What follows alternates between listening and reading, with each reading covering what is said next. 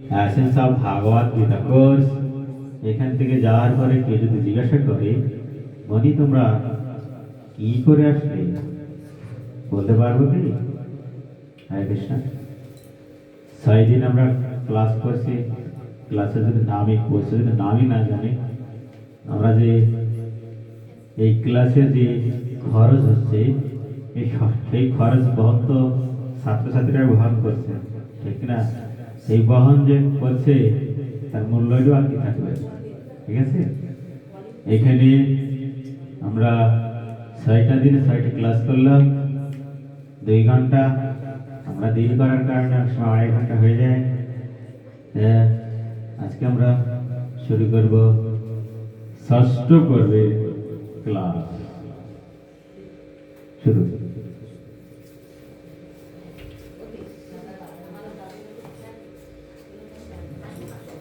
Ready? আমরা পৌঁছে গেলাম 6ষ্ঠ পর্বে ক্লাস। হরে কৃষ্ণ। এখন কথা হচ্ছে, হরে কৃষ্ণ, আমরা তো করছি essence of Bhagavad Gita course, কিন্তু এখানে আর একটা কি কোর্স দেখা যাচ্ছে, diploma in Bhagavad Gita course. এটা আবার কি? একটা কোর্স করতে যায় তো 4-5 জন থাকছে, আর যদি কোর্স, এটা আবার কি course? Diploma in Bhagavad Gita course. আমরা যে কোর্সটি করছি সেটা শ্রীমদ্ ভাগবত গীতা পড়ার শুরুর আগে ক্লাস, প্রিলি ভাগবত গীতা প্রিলি, অর্থাৎ তার পূর্বের ক্লাসটি করলাম। পরে যে কোর্সটি মন্দিরে চালু হচ্ছে, diploma in Bhagavad Gita course. এখানে 2 জানুয়ারি থেকে ক্লাস শুরু। হয়তো কর্তৃপক্ষ একটু পিছিয়ে দিতে পারে, তা আমরা যদি কেউ মনে করি যে গীতা আমার জানা প্রয়োজন, তাহলে এই কোর্সটি করতে পারে। কথা হচ্ছে, গীতাতে সংস্কৃত উচ্চারণ, সেটা কিভাবে আমরা পারি না। তাই মন্দির কর্তৃপক্ষ চেয়েছেন যে সংস্কৃত উচ্চারণ কোর্স এটা একদম ফ্রি থাকবে। কিসের সাথে?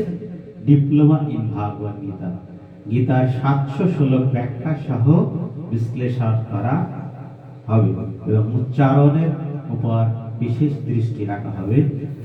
এখন কথা আছে, প্রভু উচ্চারণ তো আমার প্রয়োজন, diploma in Bhagavad Gita course খুব ভালো, আমার প্রয়োজন, কিন্তু আপনারা যে বলেছেন রেজিস্ট্রেশন ফি 400 টাকা বাধ্যতামূলক, সাধারণ ভক্তদের 1000 এবং শিক্ষার্থীদের 700।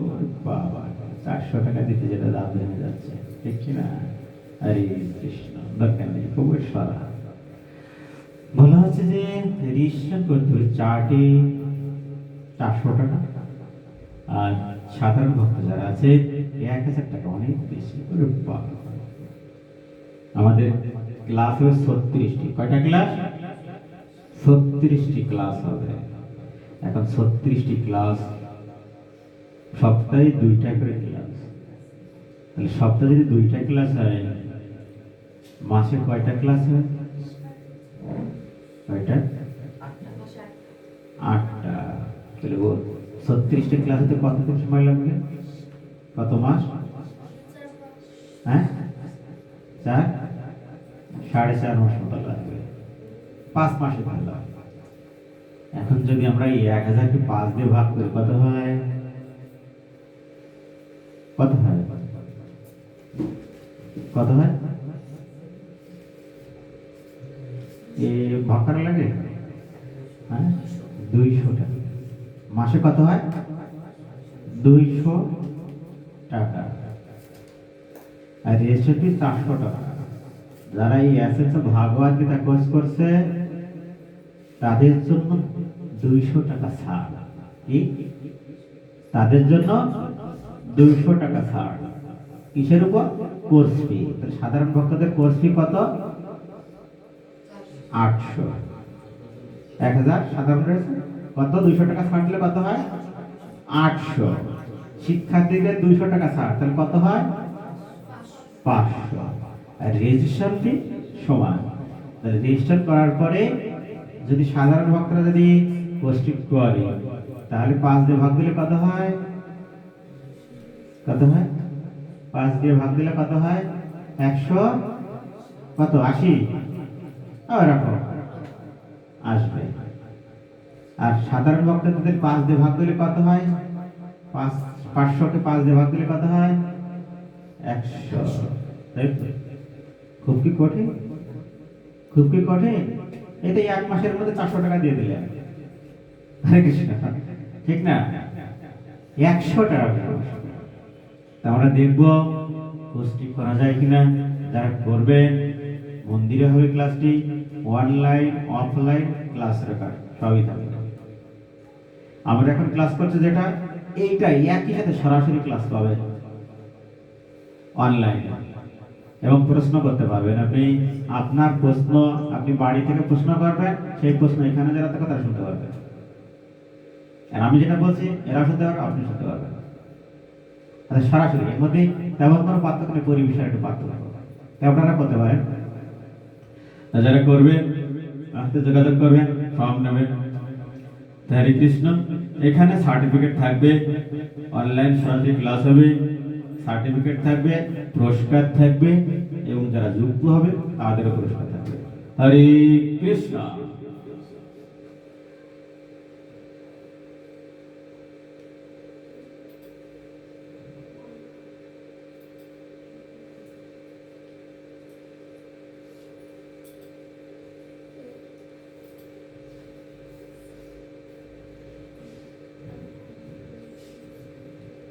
আজকের কোর্সের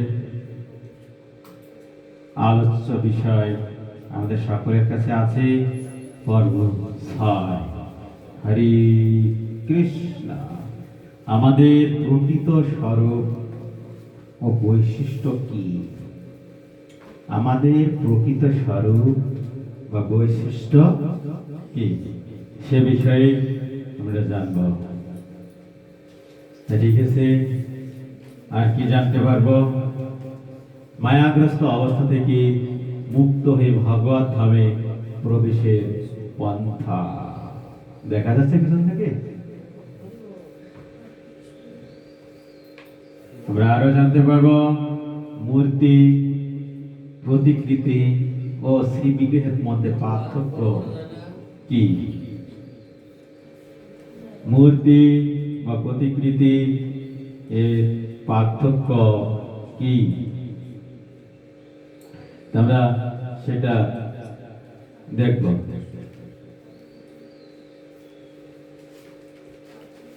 আরো আমরা পাব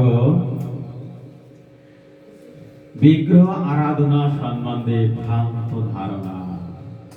বিগ্রহ না, বিগ্রহ আরাধনা সম্পর্কে ভ্রান্ত ধারণা। প্রসাদ গ্রহণের যুক্তি কি? প্রসাদ কি পান অতি জরুরি নাকি অন্য কিছু? আমরা আরো জানতে পারবো কোন ধর্মের দ্রব্য কিভাবে নিবেদন, কোন ধরনের হয়, ধর্মের না, কোন ধরনের দ্রব্য কিভাবে ভগবানকে নিবেদন করা উচিত। হরে কৃষ্ণ। আমরা আমাদের প্রকৃত স্বরূপ বা আলয় আমরা জানি, প্রথম ক্লাস থেকে আমরা এর আভাস পেয়েছি, পাচ্ছি। আমাদের প্রকৃত স্বরূপ ও আলয় সম্বন্ধে আমাদের পূর্বে আলোচনা, এখানে সংক্ষেপ আলোচনা করা হয়েছে। এখানে সংক্ষেপে আমাদের অনিত্য মিথ্যা স্বরূপ ও আলয় সম্বন্ধে আলোচনা করা হবে। আমাদের জড় দেহগত পরিচয় অনিত্য ও মিথ্যা। মিথ্যা আমাদের দেহ জড়, এই জড় যে কার্যকলাপগুলো, যে পরিচয়গুলো, সেগুলো সম্পূর্ণই মিথ্যা। আজ যে ব্যক্তি নিজেকে যুবক বলছেন, তিনি 50 বছর পরে তিনি নিজেকে যুবক বলতে পারবেন না। যদি বলেন তা হবে মিথ্যা হয়ে যাবে। এমনকি আজ যিনি নিজেকে মানুষ বলছেন, 100 বছর পরে তার সেই পরিচয় হয়ে যাবে মিথ্যা।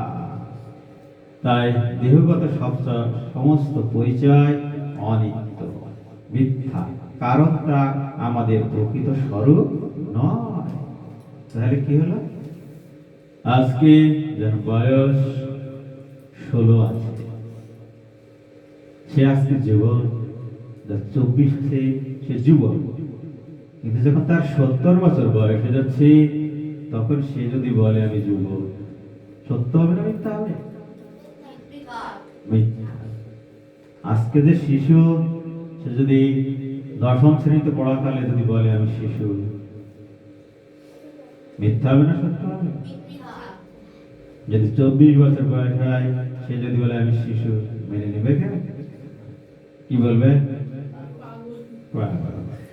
একই কথা, আজকে যা আছে পরের দিন সেটা মিথ্যা হয়ে যাচ্ছে। এটা কিসের পরিচয়? দেহগত পরিচয়। কারণ কি? দেহ ছোট থেকে বড় হয়, পড়েছি আপনার আপনার দেহের পার্থক্য পড়েছি না? তাহলে দেহ আজকে যা আছে, আগামী দিন যেটা হচ্ছে সেটা মিথ্যা হয়ে যাচ্ছে। তাই বলা হচ্ছে দেহগত পরিচয় বা জড় অস্তিত্বের যে পরিচয়, সেটা কি হচ্ছে? মিথ্যা। বুঝাতে পারলাম কি? হরে কৃষ্ণ। তেমনি এ জড় জগৎ আমাদের প্রকৃত আলাই নয়। আমরা জেনেছি, কি জেনেছি? একজন পিতার যে সন্তান, অর্থাৎ পিতার অংশ, তারাই তো সন্তান, ঠিক কিনা? পিতা মাতার অংশ তো সে সন্তান, একজন পিতার অংশ তো সন্তান, নাকি? তাই তো বলা হয় পুত্র, পিতার অংশ, তাই তো পুত্র, ঠিক কিনা? তাহলে পুত্র কোথায় থাকে? পিতার কাছে, ঠিক কিনা? তা আমরা যদি ভগবান শ্রীকৃষ্ণের অবিচ্ছেদ্য অংশ হই, তাহলে ভগবান শ্রীকৃষ্ণের অংশ, তাহলে কি ভগবান শ্রীকৃষ্ণের সন্তান, ঠিক কিনা? বোঝা যাচ্ছে না? পিতার অংশ, তার সাথে পুত্র, পুত্র কোথায় থাকে? বাবার কাছে, পিতৃগৃহে। ঠিক তেমনি পিতার অংশ, তাই সে পুত্র। আমরা ভগবান শ্রীকৃষ্ণের অবিচ্ছেদ্য অংশ, তাহলে কি ভগবান আমাদের পিতা, ঠিক কিনা?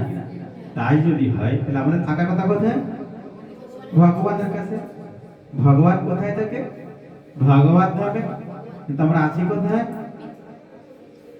পৃথিবীতে, ভগবানের কাছে নেই। কারণ কি? আমরা জেনেছি ভোক্তা অধিকার চেয়েছে, এই অপরাধে আমরা এই জড় জগতে পতিত হয়েছি। তাহলে আমাদের বাড়ি কোথায় ছিল? ভগবত ধামে, সেটাই আমাদের প্রকৃত হবে, ঠিক কিনা? কিন্তু আমরা এখানে যে শাস্তি স্বরূপ, তাই তো? এটাই হচ্ছে আমাদের প্রকৃত বাড়ি, হচ্ছে পরিচয়, হচ্ছে আমরা ভগবত ধামে বাসিন্দা, সেটাই আমাদের প্রকৃত আলয়। সেটা আমরা পেয়েছি অপরাধের কারণে জেলখানাতে এসে শাস্তি ভোগ করার পরেও যদি না জানি যে আমার বাড়িটা কোথায়, কি হবে? বাজারে গেলাম, বাড়ি গ্যাঞ্জাম বেঁধেছে, ঠিক আছে, আর বাড়ি আসবো না ফিরে, এরকম রাগ হয় না? হয় কি? আমার হয়েছে, আপনার হয়? বাড়ি আসবো না, মার সাথে গ্যাঞ্জাম বেঁধেছে, চলে গেলাম রাগ করে। যত দূরে যায় তত রাগ কমে যাবে, কি ব্যাপার, ঠিক না? যত দূরে যাচ্ছে এক পা দুই পা রাগ কমে যাবে, ঠিক আছে? বাড়ি ফিরে আসবো না, তারপরে কি আছে? একসাথে একবার নাই কয়েছে, আর একবার করলি না, দেখবার না, ঠিক আছে? আস্তে আস্তে আবার পিছিয়ে বাড়ির দিকে চলে আসে, ঠিক না? ভগবান শ্রীকৃষ্ণ আমাদেরকে শাস্তি স্বরূপ এই জগতে পাঠিয়েছে। এখনো কি রাগ আছে?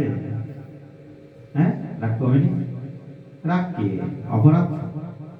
হ্যাঁ, তাই যদি হয়, তাহলে আমাদের প্রকৃত ওই রাগের সময় যদি কেউ জিজ্ঞাসা করে, পরিচিত এক ব্যক্তি, এমন তুমি কোথায় যাচ্ছ? তোমার বাড়ি নেই দিকে, আপনি কি বলবেন? তোমার বাবার নাম এই না, কি বলবেন? কি বলবেন? রাগের মাথায় বাড়ি ছুটে যাও না, যদি জিজ্ঞাসা করে কি বলবেন? তুমি অমুক মেয়ে না, কি বলেন? না, তাই বলবেন? তাই বলবেন? তাই বলেন কি? তাই বলেন? হ্যাঁ, কি কি বলে সে সময়? হ্যাঁ, তা কি জন্য এদিক যাচ্ছে কেন? রাগ করেছে তাই বলে? তখন একটা মিথ্যা কথা বলি, না আমি এদিকে কাজে আসছিলাম, তো পড়ার জন্য আসছিলাম, বলে কিনা? প্রকৃত পরিচয় কি? পিতার পরিচয় তো রাগ করলেও আরে কৃষ্ণ, অপরাধ করলে হয়। তাহলে আমাদের প্রকৃত পরিচয় কি? আমরা ভগবত ধাম, আমাদের প্রকৃত আলা, আমাদের কি আছে? আমরা হচ্ছে চিন্ময় আত্মা, ভগবান শ্রীকৃষ্ণের অবিচ্ছেদ্য অংশ চিন্ময় আত্মা। আর দেহগত পরিচয় মিথ্যা। বুঝাতে পেরেছি? রাগ করলে কি আর একজনকে জিজ্ঞাসা করতে পারবা না কি ভুল কয়, অন্য কিছু কয়? বলি বলেন না কি কেউ দেখুন বলে আরে কৃষ্ণ, যার পিতা মারা গেছে, পিতা নেই, কি বলে? পিতা নাম বলে আরে কৃষ্ণ। আমরা বুঝতে পারলাম যে আমাদের প্রকৃত স্বরূপ কি? আমি দেহ নয়, চিন্ময় আত্মা, দেহগত পরিচয় সব মিথ্যা, অনিত্য। আমাদের প্রকৃত আলয় হচ্ছে ভগবত ধাম, ভগবান শ্রীকৃষ্ণের যে আলয়, এটা আমাদেরই বাড়ি। হরে কৃষ্ণ।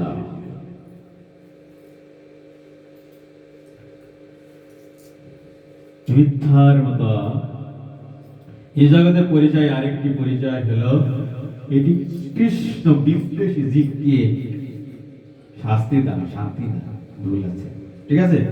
শাস্তি দান বা সংশোধনাগার বলা হয়, যেটা জেলখানাকে বলা হয় সংশোধনাগার, যা অনিত্য ও দুঃখের সাগর বিশেষ। ভগবান শ্রীকৃষ্ণ গীতায় একে দুঃখালয়াম শাশ্বতাম বলে অভিহিত করেছেন, সুন্দর করে লিখেছেন। তাহলে গীতায় কি বলেছেন? দুঃখালয়ম অশাশ্বতম, মৃত্যুর সংসার সাগর বলে অভিহিত করেছেন। কোথায়? শ্রীমদ্ ভাগবত গীতায়। হরে কৃষ্ণ। তাহলে কেন আমরা এখানে থাকি বা আছি? আমরা জেলে গিয়েছি, সব পরিচিত। কেন থাকি? আমরা কেন এসেছে? অপরাধের কারণে। যখন ভোক্তা অভিমান করে আমরা চলে আসছি, আমি ভোগ করতে চাই, আমি ভোগ করতে চাই, এই ভোক্তা অভিমানের কারণে আমাকে এই জেলখানা স্বরূপ এই জড়জগতে আমাকে পাঠানো হয়েছে। আমি আসতে চাইনি, তারপরে ভগবান শ্রীকৃষ্ণ আমাদেরকে এখানে পতিত হতে হয়েছে। পতিত হয়ে 84 লক্ষ জনের সর্বনিম্ন স্তরে আমার জন্ম হয়েছে। কারণ আমার পুণ্য ছিল না, আমার পাপ ছিল না, আমার সুকৃতি ছিল না। জন্ম ডিপেন্ড করে, জন্ম নির্ভর করে তার পুণ্য, সুকৃতি আর পাপ, এর উপর নির্ভর করে। কিন্তু আমার তো কিছুই ছিল না। তাই 84 লক্ষ জনে 80 লক্ষ হচ্ছে কীট পতঙ্গ, পশু পাখি, গাছপালা ইত্যাদি। এখন 80 লক্ষ, তাতে সিরিয়াল থাকবে এক দুই করে নাকি? এই সিরিয়ালের একদম সর্বনিম্নে আমার জন্ম হয়েছে। কারণ পুণ্য ছিল না, পাপ ছিল না, সুকৃত ছিল না। তারপর আস্তে আস্তে সিঁড়ি বাই সিঁড়ি আমার জন্ম হতে হতে 80 লক্ষ পার করেছি। তারপর কি হচ্ছে? 4 লক্ষ মানব জন্ম। 4 লক্ষ মানব জনের মধ্যে বন মানুষ, উন্নত মানুষ, বস্ত্র পরিধান বোধ ছিল না, আদিম মানুষ, সেটাও তো মানুষ। তারপর পাহাড়ি মানুষ, ত্রিপুরা উপজাতি, এরাও তো মানুষ। এইভাবে আস্তে আস্তে আমরা সভ্য মানুষের জন্মগ্রহণ করেছি। সভ্য মানুষ কাকে বলে?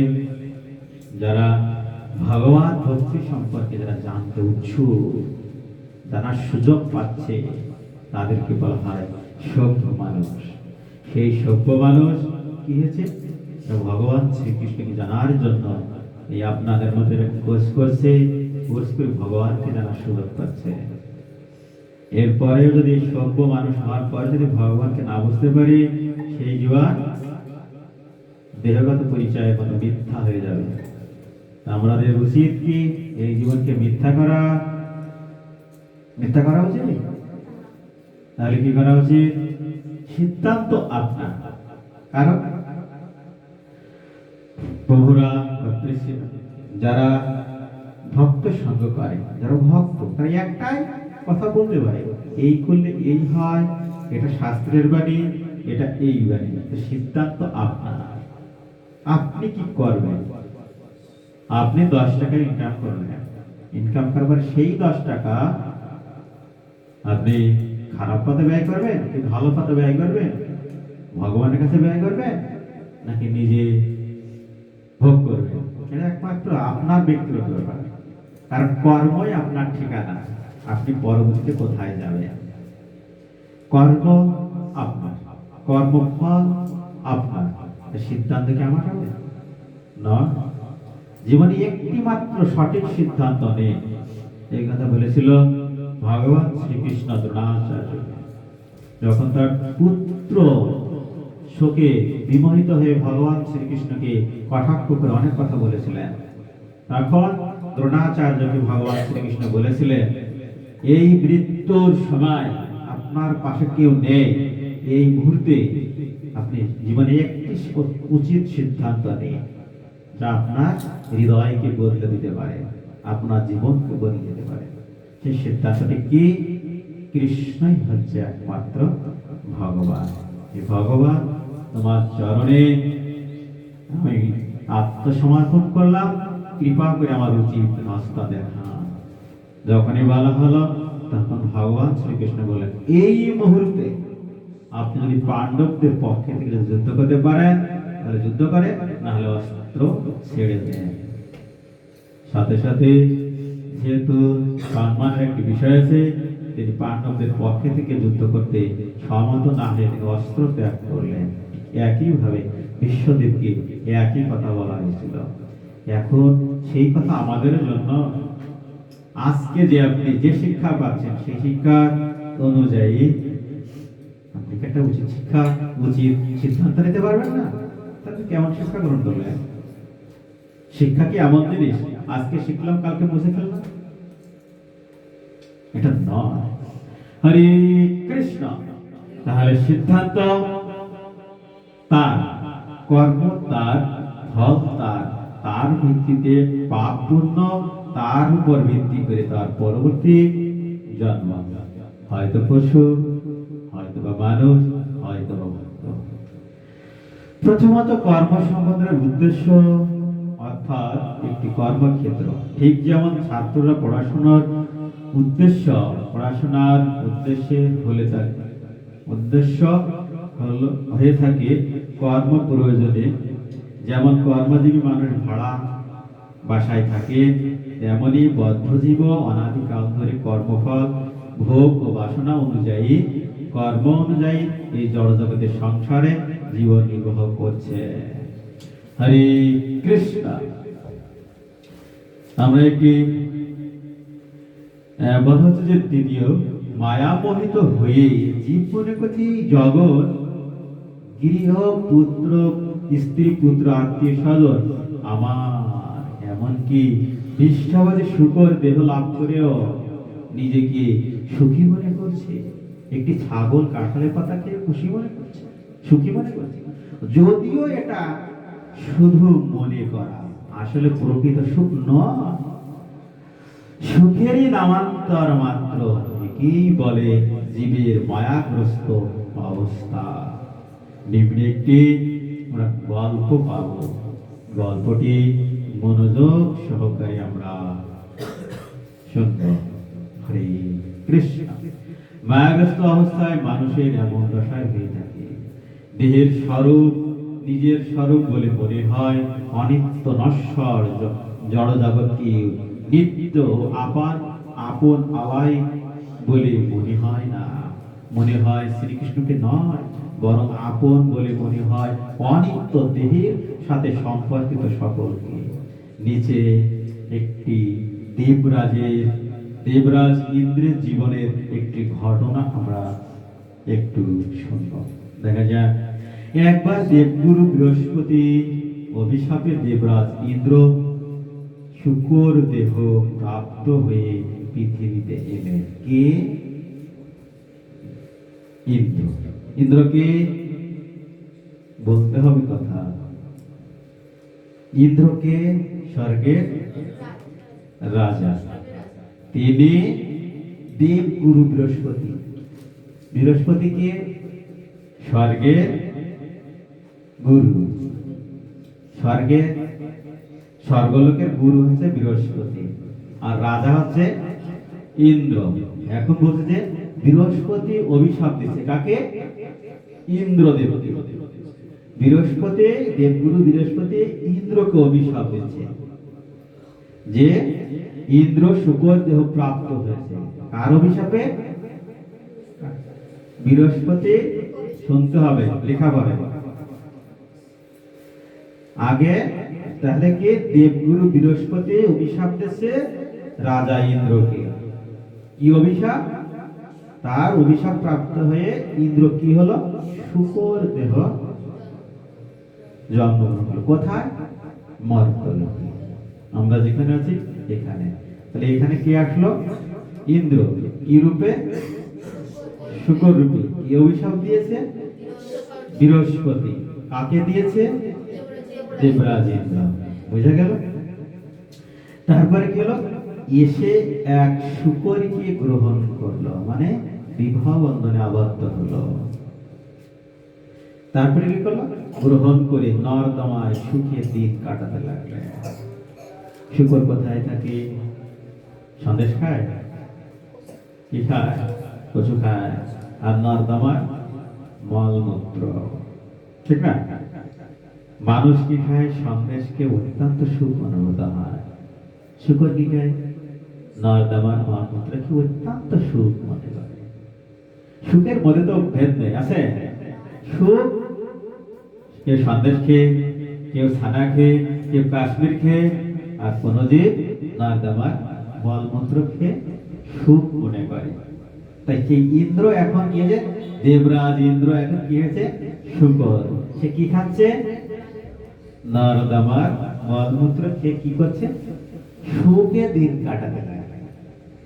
সন্তান সন্ততি, নাতি নাতনি হলো, গড়ে বিরাট একটা সংসার হয়ে গেল। এখানে বিবাহ করলো শুকর শুকরী দুইজন। আস্তে আস্তে তাদের সন্তান সন্ততি, নাতি, হ্যাঁ, হয়ে গেল একটা বড় একটা সংসার। যার অতি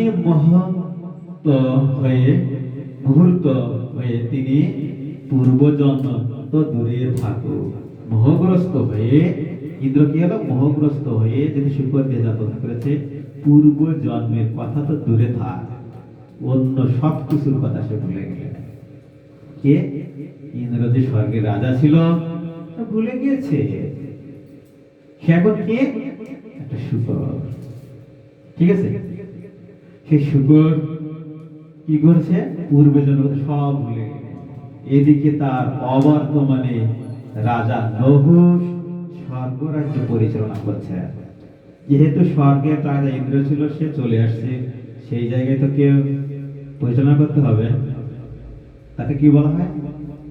কার্যবাহী রাজা। যেমন ইউনূস, ডক্টর ইউনূস কি কার্যবাহী রাজা। কে? নহুষ। ইউনূস না, নহুষ। ঠিক আছে? তাহলে স্বর্গের তখন রাজা ছিল কার্যবাহী রাজা নহুষ। স্বর্গ রাজ্য পরিচালনা করলেও মেয়াদ প্রায় শেষের দিকে। কার্যবাহী রাজার একটা মেয়াদ থাকে, যেমন তত্ত্বাবধায়ক সরকার 3 মাস 6 মাস এরকম মেয়াদ থাকে। এইদিকে ইন্দ্র শুকর দেহ ধারণ করে নর্দমায় মলমূত্রকে শুকিয়ে দিন যাপন করছে সংসার নিয়ে। আর ওদিকে স্বর্গের নহুষ তার সময় শেষ হয়ে যাচ্ছে, 3 মাস পূরণ হয়ে যাচ্ছে। এই পর্যায়ে কি হয়েছে? পরিচালনা করলেও মেয়াদ প্রায় শেষের দিকে। তাই বাধ্য হয়ে ব্রহ্মা স্বয়ং ইন্দ্রকে নিতে এলেন। ইন্দ্র কোথায়? ইন্দ্র কোথায় আছে? নর্দমায়। কোথায়? মর্তলোকে। ঠিক আছে? কে আসছে নিতে? ব্রহ্মা, সৃষ্টিকর্তা, তার দায়িত্ব। ব্রহ্মা কোথায় নিতে এসছে? কোথায়? পৃথিবীতে। কোথায়? পৃথিবীর কোথায়? নর্দমার কাছে। ব্রহ্মা চলে এসছে। এসে বুঝতে হবে ইন্দ্রকে নিতে এলেন।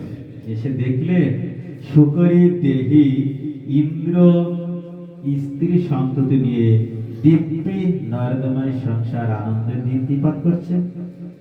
হ্যাঁ, এখন ব্রহ্মা সেদিকে ব্রহ্মা খেয়াল করলেন। খেয়াল করার পরে এখন ইন্দ্রকে ব্রহ্মা কাছে আসলেই, ব্রহ্মা কাছে এলেন, তিনি তাকে চিনতে তো পারলেনই না।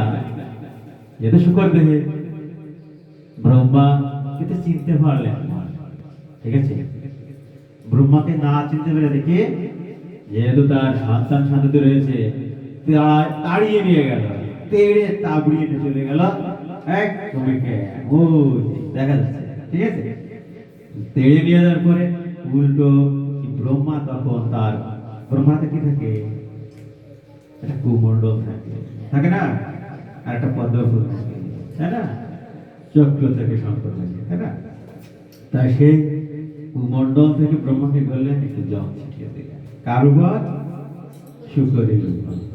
যার পরে এলো ইন্দ্রের উপর ছিটিয়ে দিলেন। শুকর যে ইন্দ্র, তার পূর্বের জন্মের কথা স্মরণ এলো। কার আসলো, ইন্দ্রের স্মরণ আসলো। এই স্মরণ আসলো যে আমি তো স্বর্গের রাজা ছিলাম। হ্যাঁ, ব্রহ্মাকে চিনতে পারলো, এই ব্রহ্মা, আমি স্বর্গের রাজা ছিলাম, কিন্তু স্বর্গের রাজ্যে ফিরে রাজত্ব করা প্রস্তাব দিচ্ছেন ব্রহ্মা, যে আপনি বৃহস্পতির অভিশাপে আপনি শুকর হয়েছেন, কিন্তু স্বর্গে তো নহুষ আছেন, ওনার তো সময় শেষ হয়ে যাচ্ছে, কৃপা করে আপনি স্বর্গে চলুন। কাকে বলছে, ইন্দ্র। এখন ইন্দ্র কি বলছে, আর শুকর সে কি বলছে, প্রস্তাবে রাজি হলেন না। কে, স্বর্গের রাজা, স্বর্গের রাজা ইন্দ্র, তিনি বলছেন স্বর্গে চলো, যেতে চাচ্ছে না। সে যেতে চাচ্ছে না। হ্যাঁ, তারা কি করলেন, প্রস্তাব রাজি না। কারণ শুকরের যে সংসার ছিল, আর নর্দমায় যে মলমূত্রকে সুখে দিনপাত করছে, এটাই সুখ।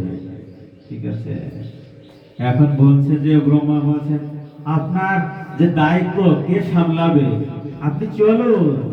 এখন বলছে আমার এই যে সংসার, এসব দায়িত্ব, এই দায়িত্ব ছেড়ে যাবো কিভাবে, এটা নাতির পেটে দেখে যায়। কিন্তু এই পাশে যে স্বর্গের রাজা ইন্দ্র, সেটা তার সেই মায়া তাকে ছাড়ছে না। কে বলছে না এখনই যেতে হবে।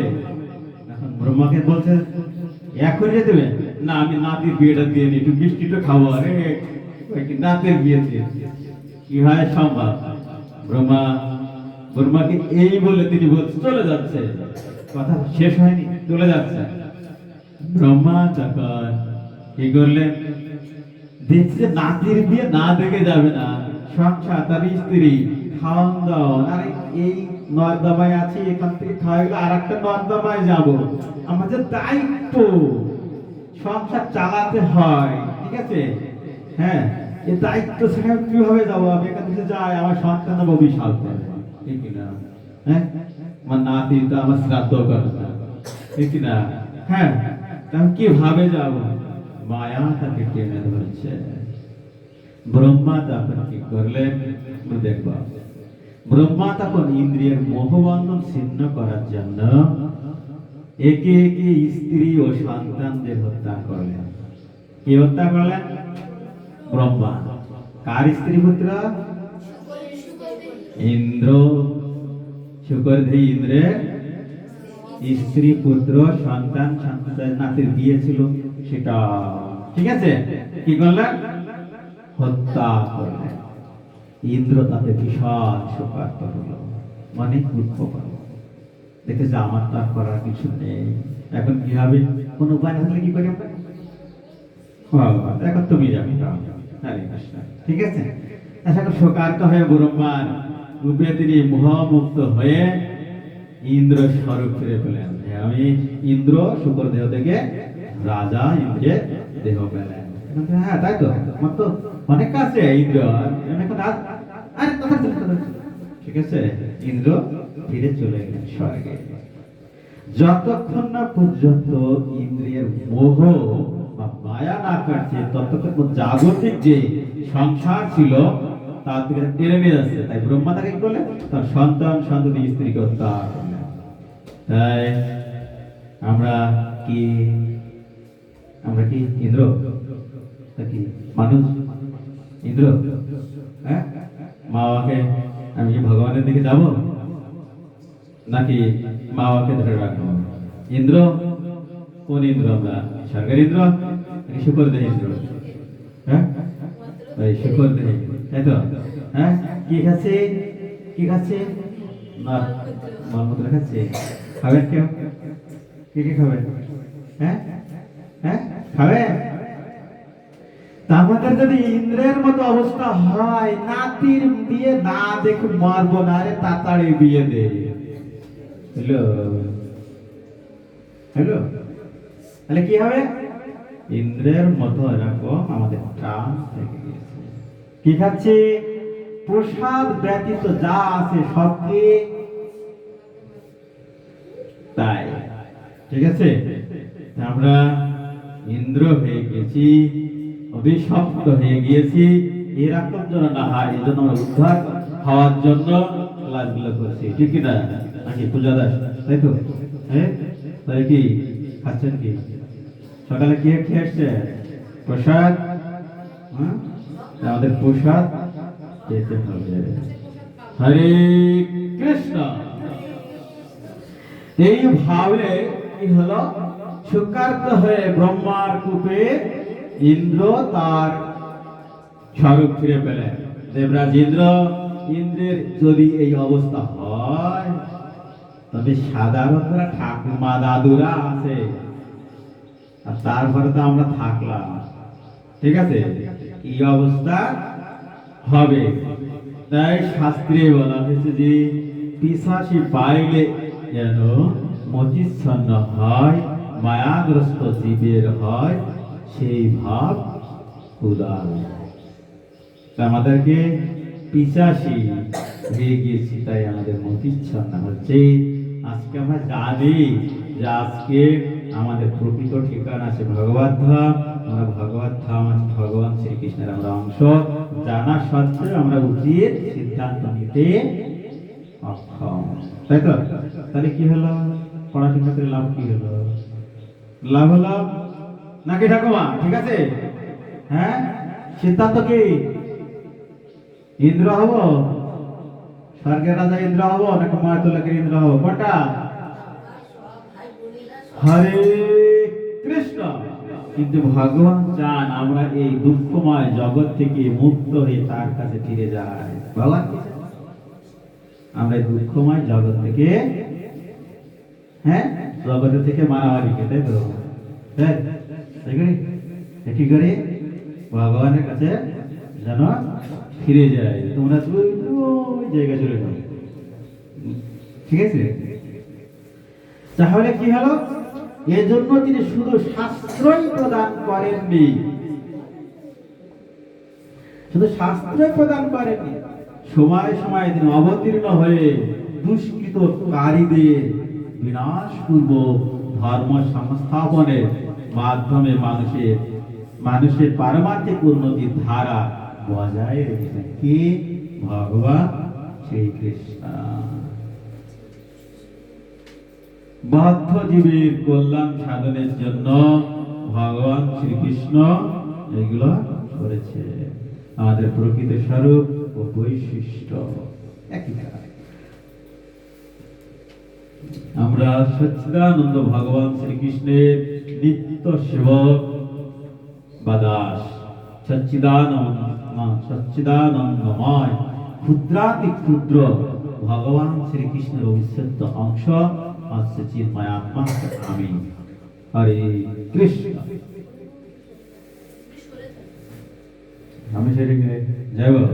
তাহলে গেল আমরা সচ্চিদানন্দময় ভগবান শ্রীকৃষ্ণের নিত্য সেবক বা দাস। সচ্চিদানন্দময় ক্ষুদ্রাতি ক্ষুদ্র ভগবান শ্রীকৃষ্ণের অবিচ্ছেদ্য অংশ চিন্ময় আত্মা হচ্ছে আমি। হরে কৃষ্ণ। ভালোবাসা ও সেবা করা জীবের স্বভাব।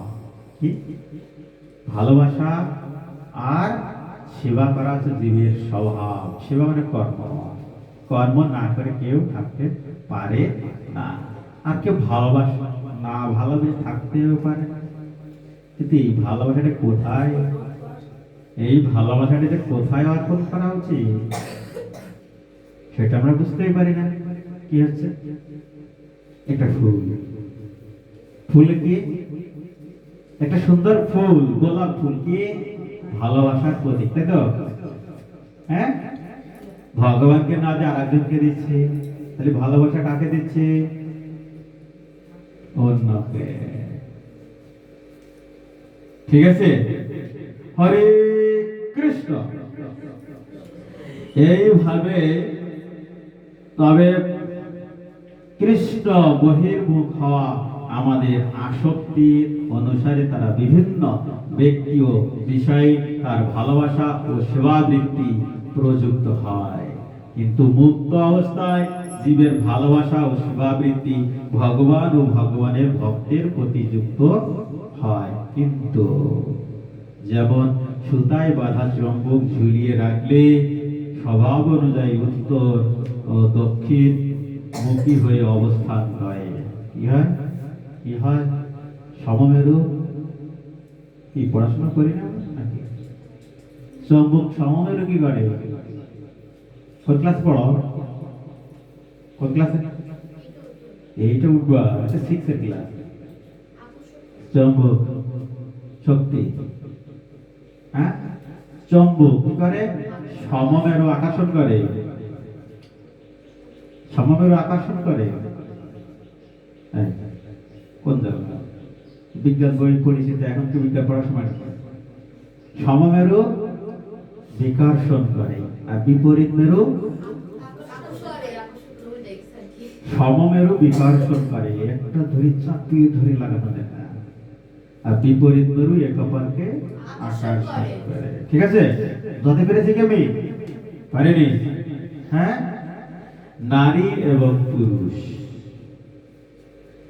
সমমেরু, নারী আর নারী বিকর্ষণ করে ঝগড়া। ঠিক না? হ্যাঁ, ঠিক তেমনি পুরুষ পুরুষ ঝগড়া। ঠিক আছে, নারী পুরুষ আকর্ষণ, বিপরীত মেরু আকর্ষণ, আর সমমেরু বিকর্ষণ করছে। তাই এই সমমেরু কি করে? একটা গোলাপ ফুল কিসের প্রতীক? ভালোবাসার প্রতীক। ঠিক কিনা? সবার হৃদয়ে ভালোবাসা। তুই ভালোবাসা কোথায় দিবি খুঁজে পাই না, কারে দিবি? তাহলে এক কাজ করা, করে দিয়ে দেখি কি হয়। দিয়ে বাধায় ভালো না, মারামারি ফুল হচ্ছে নিয়ে আসলাম, আর এক জায়গায় দিয়ে সেখানেও বিতৃষ না। এইভাবে ভালোবাসা রাখতে তো ভালোবাসা কলুষিত হয়ে গেছে, অপবিত্র হয়ে গেছে। এই ভালোবাসা কোথায় নিবেদন? ভগবান শ্রীকৃষ্ণের চরণে। এটা আমাদের স্বভাব ছিল। ভগবান শ্রীকৃষ্ণের চরণে আমরা সবসময় ভালোবাসা নিবেদন করতাম, কিন্তু মায়ার জগতে এসে ভালোবাসা কাকে দেবো তাকে খুঁজে পাই না। ঠিক আছে, হরে কৃষ্ণ। তাই এরকম যেন আমরা ভালোবাসা নিয়ে আরেকজন এরকম না করি। এতে কি হচ্ছে? ধর্মান্তর হচ্ছে। আজকে যে কন্যা আছে, এই ভালোবাসা নিবেদন করছে, কি হচ্ছে? ধর্ম পরিত্যাগ করে চলে যাচ্ছে। এটা যেন না হয়। প্রকৃত ভালোবাসা কি এটা বুঝতে হবে। কি আমি চিন্ময়াত্মা, অমুক চিন্ময়াত্মা, তাহলে আমরা সমান। ভালোবাসা কোথায়? আমার চেয়ে উচ্চে যে আছে তার কাছে। ঠিক না? আমার উচ্চে কি আছে? ভগবান শ্রীকৃষ্ণ। আর কেউ আছে? সবাই তো আত্মা, বাবা আত্মা যা, আমিও আত্মা। যে জাগতিক সম্পর্ক আমার পিতা বয়স। কিন্তু ভালোবাসা হবে আছে আমার চেয়ে যে বড় মহান। তাহলে আমার চেয়ে বড় মহান কে আছে? সবাই তো জীবাত্মা। ঠিক না? তাই তো? তাহলে আমার চেয়ে বড় ভগবান শ্রীকৃষ্ণ, এরপরে কেউ আছে? আর কেউ নেই। ঠিক আছে, তাহলে আমার ভালোবাসা কোথায় নিবেদিত? ভগবান শ্রীকৃষ্ণের চরণে। আর যখন এই ভালোবাসা অন্য কাউকে নিবেদিত, দুঃখ দুঃখ দুঃখ ব্রেকআপ। হরে কৃষ্ণ। আমরা বলতে বললাম জিনিসটা বুঝতে পেরেছি? যেহেতু আপনারা স্কুলগামী স্টুডেন্ট, তো এরকম হতে পারে, এরকম হয়, হচ্ছে, তো এরকম যেন না হয় সেই জন্য আমাদের শিক্ষা প্রয়োজন আছে। আর শিক্ষা নেই পরিপূর্ণ তারা আসে, ওরা জেনে গিয়েছে কোথায় ভালোবাসা নিবেদন করতে হবে। ঠিক আছে, হরে কৃষ্ণ। তাহলে বিপরীত মেরু আকর্ষণ করে, সমমেরু বিকর্ষণ করে, বিজ্ঞানের ক্ষেত্রে সকল ক্ষেত্রে। ঠিক আছে, এগুলো কোথা থেকে এসেছে? ভগবান নাম থেকে এসে সূত্র সূত্র আলাদা আলাদা চলে গেছে। প্রত্যেক জীবাত্মার সঙ্গে পরমাত্মা পরম পুরুষোত্তম ভগবান শ্রীকৃষ্ণের রয়েছে নিত্য বিচ্ছেদ্য অংশ শাশ্বত বন্ধন। সেবক জীব সেব্য ভগবানের সেবা না করে কখনো সুখ ও আনন্দ পেতে পারে না। অংশ কখনো তার পূর্ণের সেবা না করে থাকতে পারে না। সেবা অংশ আমার হাত, হাত আমার পা, আমার দেহের অংশ। এই পা আমার দেহকে যদি না নিয়ে আলাদা যদি শুয়ে থাকতে চাই, পারবে? হাত সেবা না করে থাকতে পারবে? পারবে না। কাটিয়ে রেখে দেন, এরকম সিস্টেম করে খুলে রাখা যেত, ভালো হতো নাকি? হ্যাঁ, ভালো হতো। যার পা নেই সে তো চুরি করে নিয়ে যেত। এবার কি হতো? হ্যাঁ, তাহলে ভগবান লাগিয়ে রেখে ঠিকই আছে। হরে কৃষ্ণ।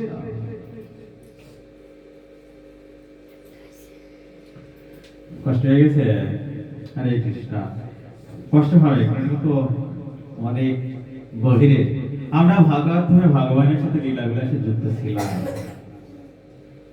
ভক্ত অধিকার চেয়েছি, একদম গর্তের মধ্যে ফেলে দিয়েছে। ঠিক আছে, হরে কৃষ্ণ। আমরা চলে যাই। ওরে বাবা, কি হচ্ছে এখানে? আমাদের উল্লাস ধ্বনি করতালিতে স্টেডিয়াম ফেটে যায়। হ্যাঁ, সাংস্কৃতিক অনুষ্ঠান হলে একটা কি একটা নৃত্য হলে আরে তালি, ঠিক না? কিন্তু কীর্তন হয়, তালি কি দিতে হয়? না ওরা হরিনাম লজ্জা করছে, ঠিক না? হ্যাঁ, হরে কৃষ্ণ। স্কুলে যদি বলা হয় কে গীতা পাঠ করবে সামনে আসো, আমাকে যেন না ডাকে। আমি হিন্দু না, না হিন্দু অবশ্যই, আমার যেন না ডাকে, ঠিক না? মনে হয় না? এরকম আমি যে হিন্দু তা আমি নিজেই পরিচয় দেয় লজ্জা হচ্ছে, কারণ আমি তো জানি না। একটা গল্প বলেছিলাম, হ্যাঁ, কি বলেছিলাম? আমি যা জানি আমার বাবা তাও জানে না, বুঝছিলাম? হ্যাঁ, এটা কি আছে? হ্যাঁ, আব্বু বুড়িটা ধর, কাকা আসছে, বলছিলাম। হ্যাঁ, আমাদের জীবনটা যদি এরকম হয়ে যায় কেমন হবে? এরকম বাবাকে ভয় পায় না, কাকাকে ভয় পায়। হরে কৃষ্ণ। আমাদের প্রকৃত আলয় শাশ্বত চিন্ময় চিরভাস্কর ভগবত ধাম, যেখানকার ভূমি চিন্তামণি। ভগবত ধামের ভূমির নাম কি? চিন্তামণি। বৃক্ষ মাত্রই কল্প বৃক্ষ, আর ভূমি বৃক্ষরাজি ও জলস সবকিছুই ব্যক্তিত্ব ও চেতনা সম্পন্ন। তার কথা বলতে পারে, ঠিক আছে? চেতনা মানে ওই কথা বলতে পারে, সচ্চিদানন্দময়। সেখানে সর্বদা বিরাজ করে অনাবিল আনন্দ, মাধুর্যপূর্ণ অবিচ্ছিন্ন আনন্দ উৎসব, যা জড় জগতে দূষিত চর্ম মাংস কেন্দ্রিক পুজ গন্ধময় মিথ্যা আনন্দময়, আনন্দময়। ভগবত আনন্দ এরকম নয়, তা হলো পরম আনন্দময় শ্রীকৃষ্ণের সান্নিধ্য অনুভূত সর্বোত্তম পূর্ণ চিন্ময় আনন্দ উল্লাস। শ্রীকৃষ্ণের সান্নিধ্য দিব্য সুখ ও আনন্দ মহোৎসব পূর্ণ অন্তহীন লীলা মাধুর্য সেখানকার সকলেই নিয়ত আস্বাদন করে। আমরা ওখানে আনন্দ উল্লাস করে এসেছি, ভালোবাসা আমাদের স্বভাব, কৃষ্ণকে ভালোবেসে এসেছি, সেই স্বভাব আমাদের থেকে গিয়েছে। তাই সে এখানে এসে কাকে ভালোবাসবো সেটাই খুঁজে বেড়ায়।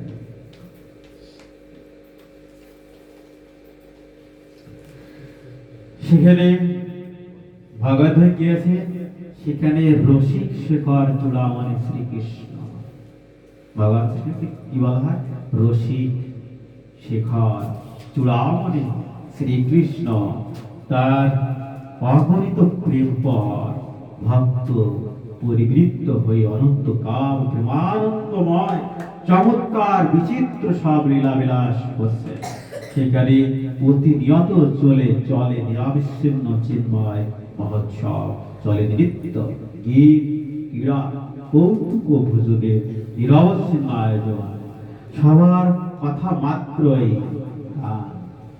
তাদের কথা বলে কীর্তন গানের মাধ্যমে, চলে তারা নৃত্যের মাধ্যমে, গীত গান গায়, ক্রীড়া করে কৌতুকের মাধ্যমে, ভোজনের নিরবিচ্ছিন্ন আয়োজন। সেখানে সর্বত্র কথামাত্র গান, গমন মাত্র নৃত্য, সকলে কাম ক্রোধী জড়দোষ থেকে সম্পূর্ণ মুক্ত, নির্মল চিত্ত। শ্রীকৃষ্ণ সেখানে সবার প্রাণ স্মরণ, কৃষ্ণ প্রীতিই সবার একমাত্র লক্ষ্য। সেখানকার যে ভাগবত ধাম, ভগবান শ্রীকৃষ্ণের দেহগত নির্গত রশ্মি ছটায় দ্বারা আলোকিত থাকে। এখানে কোনো সূর্য লাগে না। ঠিক আছে? ভাগবত ধাম কিসে আলোকিত? শ্রীকৃষ্ণের দেহ থেকে নির্গত রশ্মি ছটা দ্বারা আলোকিত। সেই রশ্মি ছটা যখন চন্দ্রের উপর এসে পড়ে, সেই চন্দ্রের আলো যখন সূর্যের উপর এসে পড়ে, চন্দ্রে এসে পড়ছে সেই বিরুদুষের রশ্মি, সেই চন্দ্রের থেকে যখন সূর্যের উপর পড়ছে, সেই সূর্য সেই রশ্মি উত্তপ্ত হয়ে পৃথিবীতে আসছে। সূর্যের রশ্মি রোদ বুঝতে পেরেছি? মাথায় যায় না, মাথায় যায় না, গেছে? ভগবান শ্রীকৃষ্ণ থেকে দেহ নির্গত রশ্মি, সেটা এসে পড়ছে চন্দ্রের উপর, সেটা কি চাঁদের আলো। আর সেই রশ্মি প্রতিবিম্ব হয়ে সূর্যের উপর পড়ছে, সূর্যের উপরে পড়ে উত্তপ্ত হচ্ছে সেই রশ্মি হয়ে সূর্যের আলো এসে পৃথিবীতে এসে পড়ছে। সেই আলো এসে পড়ছে বৃক্ষরাজি গ্রহণ করে শালক সংশ্লেষণের মাধ্যমে পাতায় কি হচ্ছে? খাদ্য উৎপাদন হয়ে দেহ গাছ পুষ্ট হচ্ছে, সবজি দিচ্ছে, সেইগুলো আমরা খাচ্ছি। তাহলে কি সকল শক্তির আধার কি? ভগবান শ্রীকৃষ্ণ। বিজ্ঞানে কি বলেছে? সকল শক্তির আধার পড়েছে সূর্য, তাই বলেছি না? হ্যাঁ, তাহলে কি হলো? সঠিক সঠিক সূর্য কি? ভগবান শ্রীকৃষ্ণ। ভগবান শ্রীকৃষ্ণের দেহ নির্গত রশ্মি এসে পড়ছে চন্দ্রের উপর, চন্দ্র থেকে এসে পড়ছে সূর্যের উপর, সূর্য উত্তপ্ত করে সূর্যের সেই রশ্মি প্রদান করছে। শীত পড়ছে, একটু রোদে যাবে, তাই না? হ্যাঁ, কোথা থেকে আসছে? ভগবান শ্রীকৃষ্ণ থেকে। আমরা কি জানি?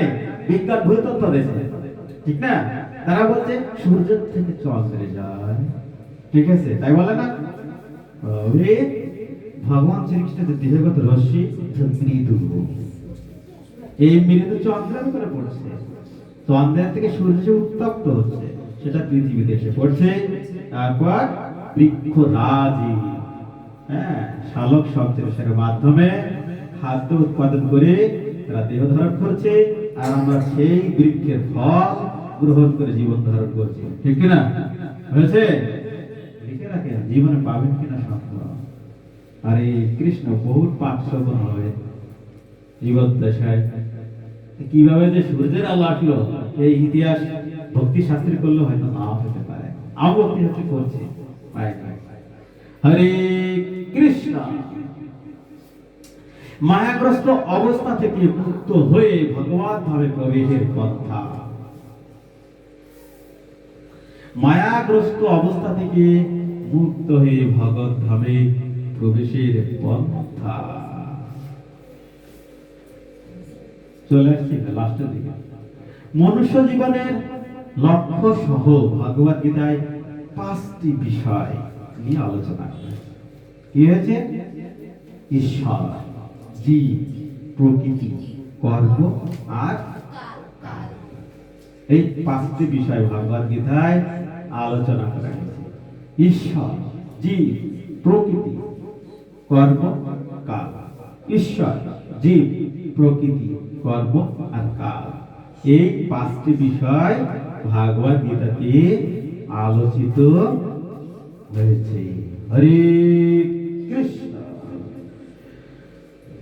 বলা হয়েছে বিভিন্ন যোগ সম্বন্ধে তাত্ত্বিক আলোচনা হয়েছে পূর্বে, এখানে তার ব্যবহারিক প্রয়োগ সম্বন্ধে আলোচনা করা হচ্ছে। মনে রাখতে হবে যে ভগবত উপলব্ধি 99% নির্ভর করে ভক্তি জীবন অনুশীলনের উপর। কি বলছে? ভগবত উপলব্ধি। আমরা এখানে আসছি ভালো করে বুঝতে হবে কি করতে আসছি। শিক্ষার ব্যাপারে, বৈদিক শিক্ষা, চিন্ময় ভাবে যাওয়ার যে শিক্ষা, ঠিক আছে, সেইটে উপলব্ধি ভগবত উপলব্ধি নির্ভর করবে 99% কি জন্য? যখন ভগবানের সেবা করব, মঙ্গল আরতি করব, ইফতার সময় উঠব, ভগবানের আরতি নিবেদন করব, ভগবানের ভোগ নিবেদন করব, তখন 99% পূর্ণ হবে। বাদ থাকলো কি 1%। তাই 6 দিন ক্লাস করলাম, 1% হয়েছে। কত পার্সেন্ট? 1%। আর 99% বাকি। কিভাবে? ওদের উচিত সিদ্ধান্ত নিয়ে কি আমি আজকে থেকে ভগবানের সেবা করব। যদি না পারি, হে ভগবান তোমাকে সহযোগিতা করব, আমি যেন তোমার এই নিত্য সেবায় যুক্ত হতে পারি। ঠিক আছে, এই সিদ্ধান্ত ভগবান শ্রীকৃষ্ণ এই সিদ্ধান্ত নেওয়ার পরে কি করতে হবে? আমি 1 মালা জপ করি, 2 মালা জপ করি, একাদশী করি, সপ্তাহে 6টা দিন 7টা দিন 2 দিন নিরামিষ খাই, তারপরে মাংসটা বাদ দিই, ডিমটা বাদ দিই, আস্তে আস্তে কৃষ্ণ ভক্তি বাড়ায়, তারপরে আস্তে আস্তে মাছটাও আস্তে আস্তে চলে যাবে কৃষ্ণ ভক্তির প্রকোপে। কিন্তু আমি সিদ্ধান্ত নিলাম, ব্ল্যাকবোর্ড আর আস্থা লিখেছিলাম, মুছে দিলাম, এরকম নয়। হরে কৃষ্ণ। তাহলে আছে যে ভগবত উপলব্ধি নির্ভর করে তার ভক্তি জীবন অনুশীলন। অনুশীলন নাকি ব্যবহারিক পরিচর্যা করার উপর 99%, আর বাকি 1% তত্ত্বীয়। তত্ত্বীয় মানে কি? যে শিক্ষা আমরা নিচ্ছি, তত্ত্বীয়। ঠিক আছে, মানে কথা শ্রবণ এর মাধ্যমে এটা তত্ত্বীয়। এটা আছে 1% হচ্ছে 1%, 800 টাকা। 99% কত হয়? ঠিক আছে, হবে? এটা অর্থের দ্বারা মূল্যায়িত নয়। হরে কৃষ্ণ। তাহলে আমরা জানতে পারলাম যে ভগবান উপলব্ধি আমরা তাত্ত্বিক ভাবে পাঠ, শ্রবণ, কীর্তন এসবের মাধ্যমে 1%, আর সেবার মাধ্যমে বাকি 99%। আমরা বুঝতে পারলাম। হরে কৃষ্ণ। পরীক্ষায় থাকলেও থাকতে পারে।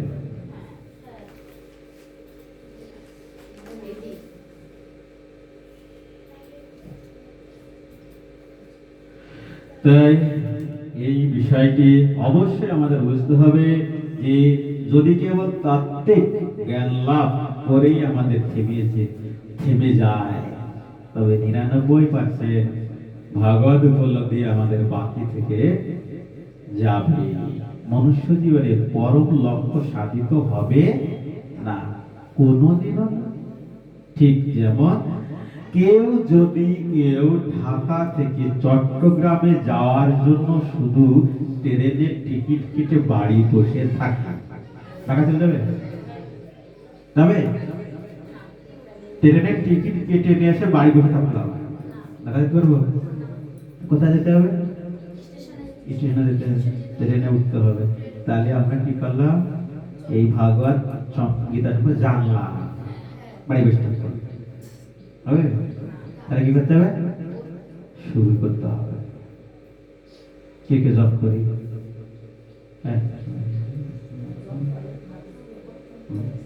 দুইজন তিনজন হরি করি হরি করি চারজন। উচিত সিদ্ধান্ত কি নেবেন আজকে? না, নিতে বলিনি, সিদ্ধান্ত কি নেবে? তাহলে আজকে থেকে করবে। হ্যাঁ করবেন কি? চেষ্টা আবার কি এর বড় চেষ্টা? হ্যাঁ হোয়াটসঅ্যাপ আছে না, এক মালা করে জব করে রেকর্ড করে পাঠাই দিয়ে আমাকে। সিদ্ধান্ত ঠিক আছে? ঠিক আছে, হোয়াটসঅ্যাপ আছে না, দেখবো কে কে দিয়েছে, কার 99% আছে। ঠিক আছে, ঠিক আছে, এক মালা হোয়াটসঅ্যাপ তো ভালো চালাতে পারে। ঠিক আছে, এক টান দিলে রেকর্ড হয়। ঠিক আছে, ও হয়েছে। ঠিক আছে, জব করে এক মালা হলে পাঠাই দেবেন, দেখবো যে কি রকম জব হচ্ছে। ঠিক আছে, ভুল গেলে আমি ঠিক করে দেবো, ভুল গেলে আমি বলবো যে এই জায়গায় সমস্যা আছে, এটা ঠিক করে দেবে। ঠিক আছে, ঠিক আছে, এটা হচ্ছে উচিত সিদ্ধান্ত। এই যে সিদ্ধান্ত নিলাম, এবার ভগবত ভক্তি শুরু হবে। বোঝা গেল? ঠাকুমাকে পারবে? ঠাকুমা পারবে? জব পাঠাতে পারবে? হরে কৃষ্ণ। আমরা কি ইন্দ্র? আমরা কি ইন্দ্র? লোকের ইন্দ্র এই থাকবো? হরে কৃষ্ণ। তাহলে 2 মালা করে জব, 1 মালা করে জব দিই। ঠিক আছে, সেটা 4 মালা করে পারে, কিন্তু পাঠান 1 মালা পাঠান, সেটা সঠিক হচ্ছে কিনা আমি দেখবো, যেন কোনো ফি প্রয়োজন নেই, ফি আমি দেবো। ঠিক আছে, হরে কৃষ্ণ। আর একটা গল্প, এত গল্প ভালো লাগে না, তাই না? হরে কৃষ্ণ, একটা গল্প শোনার পরে খারাপ লাগছে, আমি কিন্তু ঠিক না, শোনার সময় খুব ভালো লাগছে, তাই না? কিন্তু শোনার লাস্টে প্রভু খালি ভালো কথা কি বারবার বলছে, আমি কি ইন্দ্র? না না, আমি ইন্দ্র হবো না, আমি ভালো ভালো একজন অভিনেতা। ঠিক না? কতগুলো কবুতর এক খেতে নিয়মিত শস্য খেতে যেত। কবুতররা কি করে? ছেড়ে দিলে যেখানে ধান শস্য দানা আছে সেখানে উড়ে চলে যায়, সেখানে খেয়ে আসে। তাই বলছে কতগুলো কবুতর ছিল নিয়মিত তারা শস্য খেতে যেত। কিন্তু একদিন শস্য ক্ষেতের মালিক তাদের দেখে ফেললেন। কাদের? আমার যে ধান, এই ধান তো কবুতর রেখে শেষ করে দিল। ঠিক না? মালিক এসে দেখলেন, তাদের ধরার জন্য খেতে জাল পেতে থাকলেন। কাদের ধরার জন্য? কবুতরকে ধরার জন্য জাল পেতে থাকলেন। পরের দিন যখন কবুতর গুলো আবার শস্য খেতে গেল, তারা ওই জালে আটকা পড়ল। সবাই তো পড়ে না, বাকি গুলো পালিয়ে গেল। যারা চালাক ছিল তারা পালিয়ে গেল, আর যারা আটকা পড়লো তাদেরকে ধরে নিয়ে গেল। ভালো করে বুঝতে হবে, আগে তো পড়া যাবে না। তার বাকিগুলো পালিয়ে গেল। যারা পালিয়ে গিয়েছিল তারা ভাবতে লাগলো কিভাবে এই জাল থেকে রক্ষা পাওয়া যায়। তাহলে কি হলো? এ থেকে রক্ষা পাওয়ার জন্য একটা মন্ত্র তাদের জানতেই হবে। ঠিক আছে, এবার জানতে তাহলে তারা সবাই মিলে এক সাধুর কাছে গেল। ঠিক আছে, সাধুর কাছে যাওয়ার পরে সাধু তাদের অনুরোধ করলো তাদের জালের থেকে রক্ষা পাওয়ার মন্ত্র দান করার জন্য। সাধুকে বলল, সাধু বাবা, আমরা তো আমরাই শস্য খেতে যাই, তাও জাল পেতে রাখি, জালে যেন ধরা না পড়ে, এর একটা মন্ত্র দিন। ঠিক আছে, যে বাবা আমার বৌমার তো ছেলে মেয়ে হচ্ছে না, তাই এটা আশীর্বাদ করে দে। ঠিক আছে, এটা কয় না? হ্যাঁ কয় না, ওই ঠাকুমাটা ভালো জানে। তাই এরকম বলতে বলতে কবুতর গুলো গিয়েছে। ঠিক আছে, সাধু বাবা যত অনুরোধ করছে, তা বলছে যে সাধু বাবা অনুরোধ করলে সাধু বাবা মন্ত্র দিচ্ছে। সাধু তখন তাদেরকে একটু মন্ত্র দিল। মন্ত্র হলো মুখস্থ করবে। ঠিক আছে, ওই শস্য খেতে যাব না, বলেন না কেন? ওই শস্য খাবো না,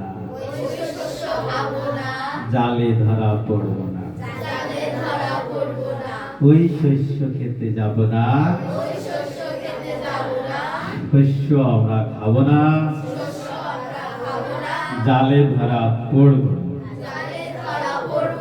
মন্ত্র হরে কৃষ্ণ মহামন্ত্র, ঠিক আছে? প্রত্যেক দিনে জপ করে গুরুদেবের কাছে পাঠায় রেকর্ড করে, ঠিক আছে? গুরুদেব বলে ঠিক আছে, ঠিক আছে। মন্ত্র পার করে তারা ভাবলো জাল থেকে রক্ষা পাওয়ার যখন মন্ত্র যখন পেয়ে গেছে, বুঝতে হবে তাহলে জালের মন্ত্র যখন পেয়ে গেছে তাহলে এখন তো শস্য খেতে গেলে সমস্যা নেই, ঠিক না?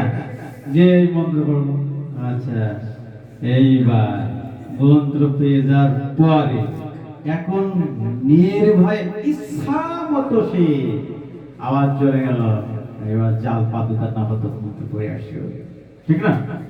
এবার চালে পরোয়া না করে নির্ভয়ে মন্ত্র পড়তেছে, মন্ত্র জপ করে প্রত্যেকদিন এক ঘন্টা করে গুরুদেবের কাছে পাঠায়, বলছে যে এবার শস্য খেতে দিয়ে আবার খেলা শুরু করলো, ঠিক আছে? যখন শস্য খেতে গেল, যখন জালে জড়াতে গেল, তখন সবাই একসাথে মন্ত্র, ওই শস্য খাবো না, ওই খেতে যাও না, জালে ধরা পড়বো না, জালে তাও ধরা পড়ে যাচ্ছে, ঠিক আছে? এবার জালে এই মন্ত্র উচ্চারণ করতে লাগলো, তখন কিছুতেই জালের বন্ধন থেকে তারা মুক্ত হতে পারলো না, ঠিক আছে? বরং তারা জালের বন্ধনে দৃঢ়ভাবে জড়ায় গেল। এখন এর মধ্যে কিছু চালাক ছিল, ঠিক আছে? এর মধ্যে চালাক ছিল, তারা উঠে গেছে, ঠিক আছে? এইবার তারা বলছে যে বরং জালের বন্ধন থেকে দৃঢ় হয়ে গেল, তবে তাদের মধ্যে কিছু কৌতা ছিল খুব সাবধানী, আমাদের মধ্যে চালাক, হ্যাঁ? তারা জালে আসতে তৎক্ষণাৎ তারা পালিয়ে গেল, সাধুর কাছে গিয়ে অভিযোগ করলো তিনি কেমন মন্ত্র তাদের দিলেন যা দিয়ে তারা জাল থেকে রক্ষা পেলেন না, উল্টো তাদের জীবন সংকটে ফেললো সাধু।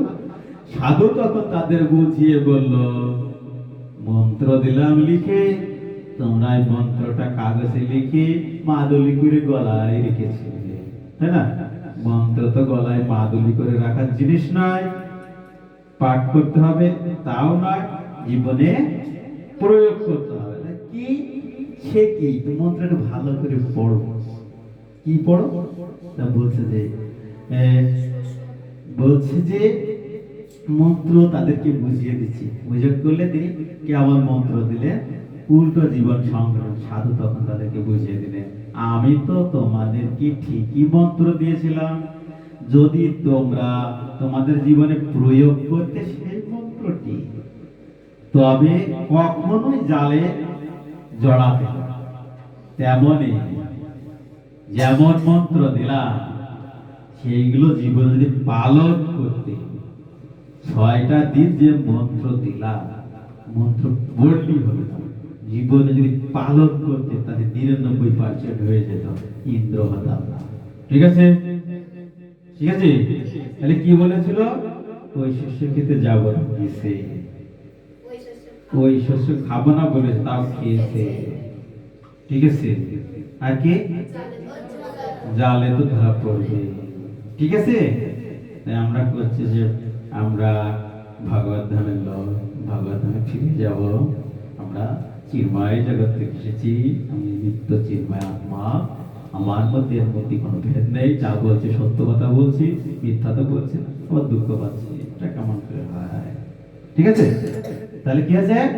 আমরা এই 6টি ক্লাসে যা জানলাম, জীবনে যদি প্রয়োগ না করতে পারি তাহলে কি হবে? কবুতরের মতো দশা হবে নাকি ইন্দ্র? ঠিক আছে? হরে কৃষ্ণ। তাই বলা হচ্ছে যে এবারে ভগবত প্রদত্ত শাস্ত্র যদি উপলব্ধি করি, তা জীবনে প্রয়োগ করা যায়, তবে অনায়াসে ভগবত ধাম লাভ হয়, ঠিক আছে? না হলে ঠিক যেমন অর্জুন গীতায় জ্ঞান লাভ করে তার উপলব্ধি পূর্বক নিজের জীবনে প্রয়োগ করেছিলেন, তাই অর্জুন সেই দুঃখ থেকে মুক্ত হয়েছিলেন। না হলে এই যে দুঃখালয়, আমরা দুঃখ পেতেই থাকবো। ঠিক আছে, দুঃখ পেতেই থাকবো যতবার পরীক্ষা দোষে ফেল করবো। ঠিক আছে, সুতরাং যদি আমরা এই সত্যি দুঃখময় জগৎ থেকে মুক্ত হয়ে আমাদের নিত্য আলায় চিন্ময় ভগবত ধামে গিয়ে সীমাহীন নিত্য আনন্দ পেতে চাই, তবে সদ্গুরুর কাছ থেকে ভগবত তত্ত্ব জ্ঞান গ্রহণ করে তা আমাদের দৈনন্দিন জীবনে প্রয়োগ করতে হবে। হরে কৃষ্ণ।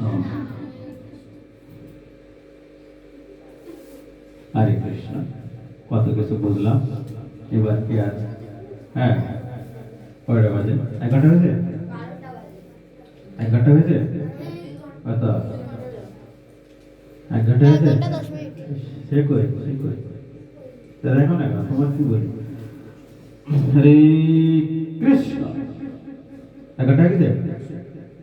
হ্যাঁ, 1 ঘন্টা 10 মিনিট, 11 মিনিট। এটা দাঁড়াও, আমরা বিরতি নেবো।